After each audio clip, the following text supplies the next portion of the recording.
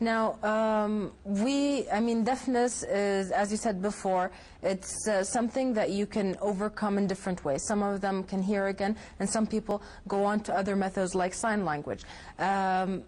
Can you just tell me, what are the options that a person that is suffering from this, or a family whose children are suffering from deafness?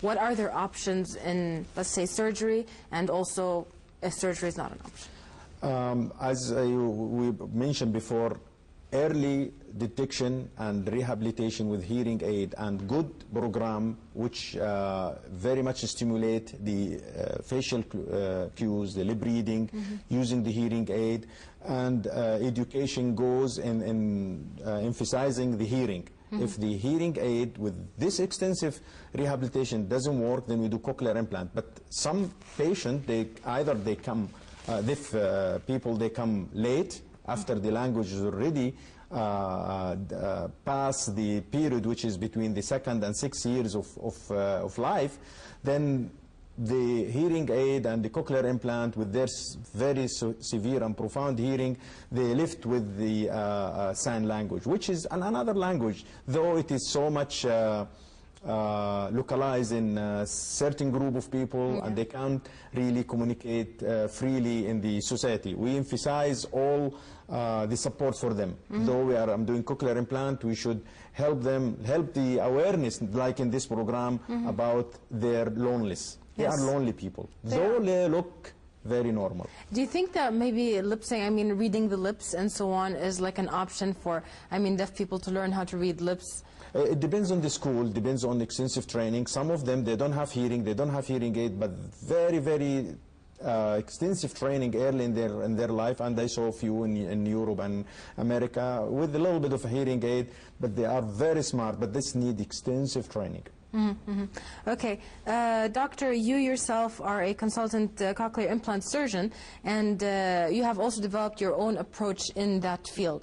Can you tell us about the original approach and how you alternated it? Well, actually, I have some slide with me, but the thing is, I don't want to get the audience to very much affected with the field of surgery.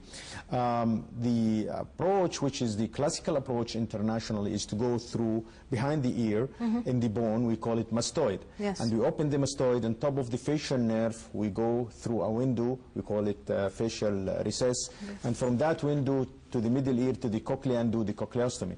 So there is a risk, though it is 1 to 2%, is low, but you put in mind this will add, if it happen, a second disability, then there is people ahead of time, they develop transcanal approach, and then this is direct to the ear, away from the facial nerve. It has its merit, and it is going to be accepted more and more now in the ear surgery for cochlear implantation. And I heard that, I know that you have also Professor Hassler with us from Switzerland. Hopefully we could get him he could have some say, because he is by himself is very well known in Europe, and he had a similar approach to mine with some differences, but all through the ear canal. But basic principle is to know how to do the classical approach before you go for any modification. That's number one. Number two, surgery is a part. Most important part, as a matter of fact, as we show you at the end of this show, how is the performance of the children, and that depends on people behind the screen, which are the teacher, the speech specialist, as well as the audiologist, because those, they do a lot of work on the children. It's a multidisciplinary team. Multidisciplinary. You need the surgeon to be good, perform it without risk, without problem, as well as the, so it's a teamwork. If you find a surgeon who do only surgery, not the others, then you know there is a big problem.